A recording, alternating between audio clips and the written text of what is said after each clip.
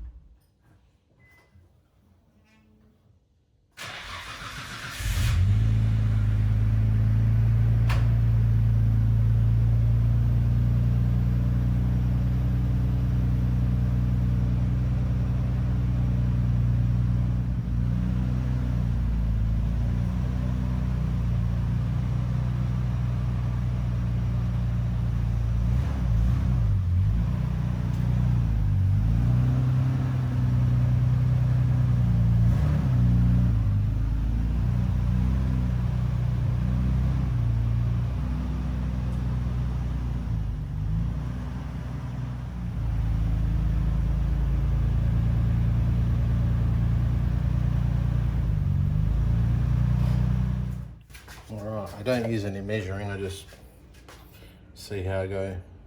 I normally use a lot of soap because I'd rather use more soap than not enough, because you can just easily scratch your car if there's too much dust. Car's been sitting in the garage for quite a while.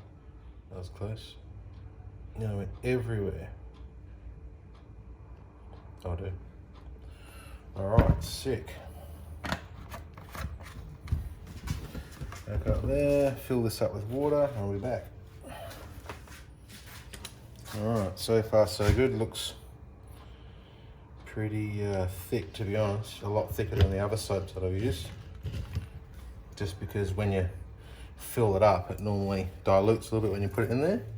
But this looks thick as the colour's really dark. So we'll see how this foams up, I suppose. Don't mind me spilling it everywhere.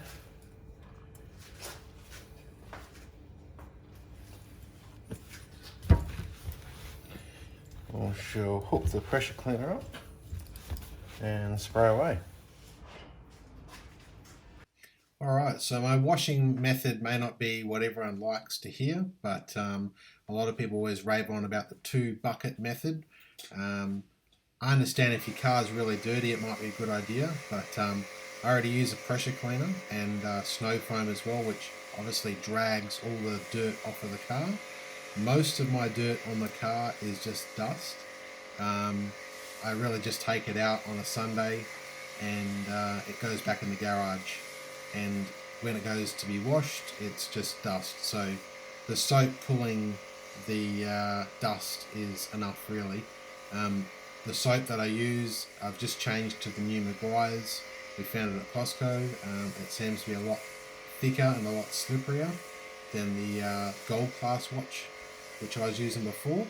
So I've gone to that, plus it's a hell of a lot cheaper. When you're using a snow foam gun, you go through a lot of soap. So yeah, that's what we're going with at the moment. Alright, so I'll throw you on a little time lapse and we'll punch out the wash, and then we'll get to changing the plugs.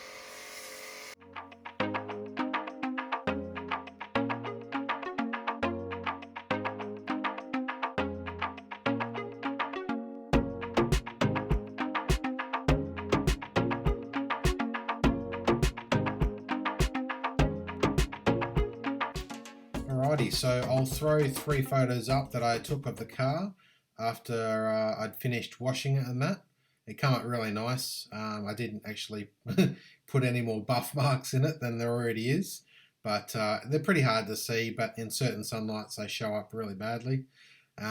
This time of the year is like autumn sort of thing, the leaves are falling, which makes for a really nice photo. Alright, so I got me plugs today, luckily. They had them in stock.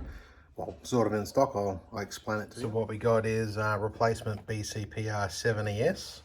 Now, standard, these plugs come pre-gapped at 0.08. As you can see, the one on the right, it's got that scribbled out, but it was saying 1.1. So what the guy did was, to make them all 0.08, he just got some feeler gauges and gapped them back down for me, so they're all 0.08. So it should be all good to bang all these in, and we'll fire it up. Alright, so today I've gone and bought myself some deep sockets, King Chrome 1/4 inch drive, and that's hopefully going to be able to get me down into the coil pack area. Yeah, see how they're thin enough now? So that's perfect, and I've raised it above the coil pack, so there's going to be nothing hitting on there. So that'll work, so I should be able to pull the plugs out and have a look, see what they look like.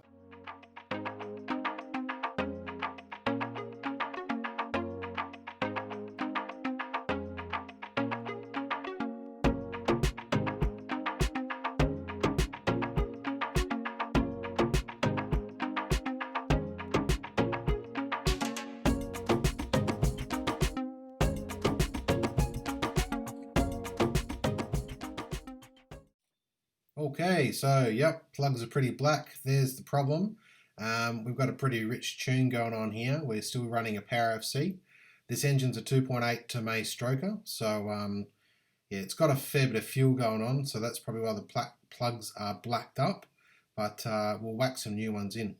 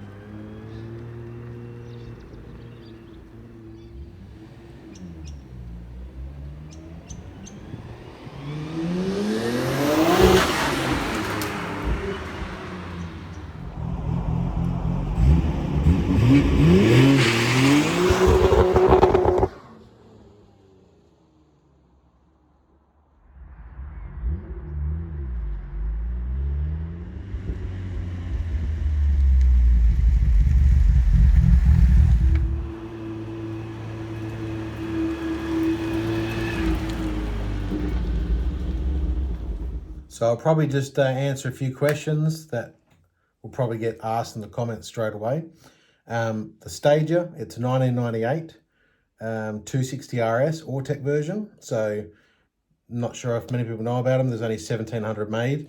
So Autech purchased these from Nissan. Anyone correct me if I'm wrong. Autech purchased these from Nissan. None had sunroofs. I'm pretty sure they're all automatics. And basically they did an RB26 swap in them. I'm pretty sure they're all RS4Ss, which were the factory 4 drives. So the tunnel and everything already had space for the transfer case and whatnot. And then, yeah, they swapped RB26s in there, and they did Brembo brakes, chassis bracing, you know, other bits and pieces. But yeah, so if you ever see an Autech, none of them will ever have a sunroof. They just weren't produced with those.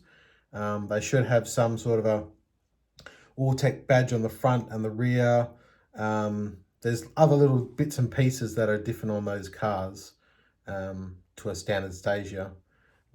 But yeah, so there's that question. The GTR, it's standard, completely standard. It's just got some intakes and a front pipe catback exhaust, 10 coilovers, and some work wheels. So I really just try and keep it clean, to be honest. It's really hard with that paint colour because of buff marks. If you rub the panel too hard, you can easily put buff marks on and things like that. I am probably going to get it ceramic coated one day, but I need to get a paint correction and that sort of thing. So I'll wait before I do that, and then I'll do the ceramic coating. So yeah, okay, so that's the end of my first vlog. The channel's going to be based around my R33 GTR, the Nissan Stagea, and I might throw some cooking in there as well. I know some cooking recipes so you can impress your missus, possibly. My cooking's not that great, but it's something different to have on the channel.